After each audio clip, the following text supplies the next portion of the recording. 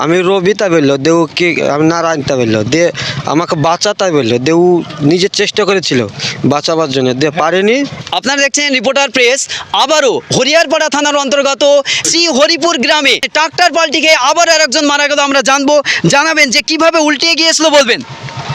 উল্টে গেছিল তখন ওই ওর নাম হচ্ছে নারায়ণ মণ্ডল, বাড়ি যে ছিল ওর শোরুম আছে মোটর সাইকেলের, দিয়ে ও দেখতে পেয়েছে লাইট জ্বলছে, দিয়ে থামে গেল, দিয়ে বললো কে, তো বললো তো আমি রবি তাই বললো, দেউ কি আমি নারায়ণ তাই বললো, দিয়ে আমাকে বাঁচা তাই বললো, দেউ নিজের চেষ্টা করেছিল বাঁচাবার জন্য, দিয়ে পারেনি বিয়ে করতে, দিয়ে তখন চিৎকার করেছিল, দিয়ে ওই বাড়িতে গিয়ে ডেকে ওই সামনে একটা ক্যারাম বোর্ড খেলছিল, ওদেরকে ডেকে নিয়েছে, তখন উদ্ধারের কাজ করে। প্রথমে ওর বাবা মার বাড়ি গেছে, দিয়ে দরজাতে বাড়ি মেরেছে, এগুলো তোর উঠতে পারেনি, দিয়ে ওই আচ্ছা, জানাবেন যে কে বলছিল যে আমি রবি, এখানে আমাকে উদ্ধার করে, এই কাজটি কে বলছিল এই কথাটি?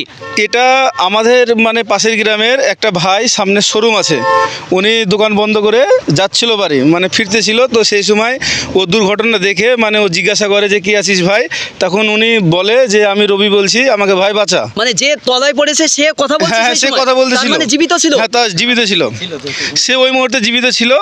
তো আপনার তারপরে ও শুনে যখন ও একা তুলতে পারে না, তখন আপনার পাশেই ক্যারাম বোর্ড খেলতেছিল জিন্নাত ভাইয়ের পাশে, তো আপনার ওখান থেকে তখন মানুষ ডাকে, ভাইবঙ্কি ওর বাড়িতেও গিয়েছিল, তো আপনার ডেকে ওরা দরজা খুলিনি, পরে বুঝতে পারে, তখন মানুষজন আসে, পরে জিসিপিও আসে, দিয়ে তখন তারপরে তোলা হয়। যখন উদ্ধার করা হয় তারপরে কি কথা বলছিল?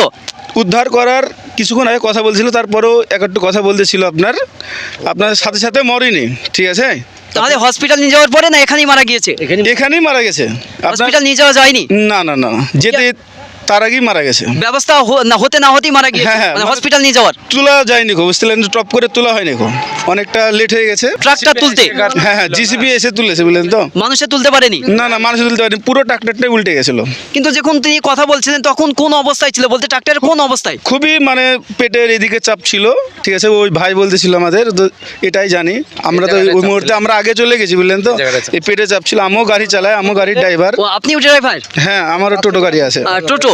হ্যাঁ, আপনার বাজাজ গো গাড়ি আমারও আছে। ট্রাক্টর চালাচ্ছিলেন, তিনি কি বাড়ি ফিরছিলেন যে চাষ শেষ করে? হ্যাঁ, বাড়ি ফিরতেছিল, চাষ শেষ করে পাশেই বাড়ি, চাষ করে আপনার বাড়ি ফিরতেছিল, এই তো সামনেই বাড়ি আপনার। আমাদের কাছের ভালো বন্ধু, খুবই দুঃখজনক ঘটনা ঘটে গেছে, খুবই খারাপ দেখাচ্ছে। আপনাদের মতন বয়স কত?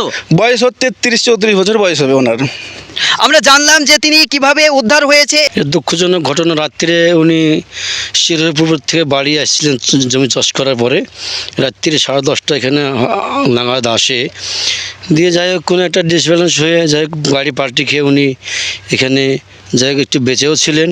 ওর যে বন্ধুটা এসেছিল নারায়ণ বলে ওই মোটরসাইকেলের শোরুম থেকে, উনি আসতে দেখেন যে তুই কে রে, তা আমি রবি, আমাকে বাঁচা রে, আমাকে তাড়াতাড়ি বাঁচা বলিয়া উনি খুব আত্মনাদ করেছে, কিন্তু ওকে একা কিছু করতে পারেনি। তাড়াতাড়ি বাড়ি গিয়ে লোকজন পাড়া গ্রামের লোকজন ডাকি নিয়ে আসতে গাড়ি তুলতে তখন ওখানেই মারা গিয়েছে। তিনি বাঁচার জন্য এইটুকুই চাইছিল যে ভাই বা বন্ধু যে যাচ্ছিল রাস্তা দিয়ে তাকে বলছে ভাই আমার ট্রাক্টরটা তুলে একটু বাঁচাও না ভাই, কিন্তু তারপরেও উদ্ধার করা যদিও সম্ভব হয়েছে, কিন্তু উদ্ধার কিছু একটা কথা বলতে না বলতেই তার প্রাণটাই চলে গেল। হয়তো ভাবছিল যে আজ বাড়ি ফিরে রাতে ঘুমোবে বা সকালে উঠে আবার সেই কর্মরত জীবন করবে, কিন্তু আজ সেই জীবনটাই সেকেন্ডের মধ্যেই নিস্তব্ধ হয়ে গেল। আজ শায়িত রয়েছে। ধন্যবাদ।